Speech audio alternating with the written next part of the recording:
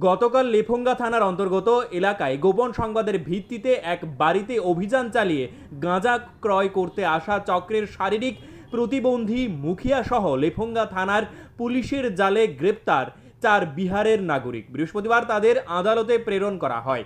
এই অভিযানে বাড়ির মালিককে বা গাঁজা বিক্রেতাকে গ্রেপ্তার বা আটক করা যায়নি। তদন্ত চলছে বলে জানান লেফুঙ্গা থানার ওসি।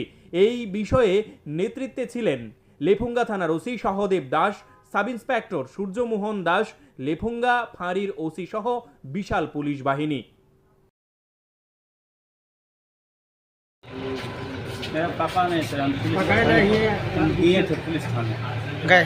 हम दिए पुलिस के पास। क्यों? Railway station. क्यों क्यों लड़का के बंदी बनाई है। क्या बना था? जिसको विकलांग है जिसको बंदी बना हुई है। कौन बंदी बनाए हुए थे? नाम तो नहीं बताएंगे, नहीं बताएगा।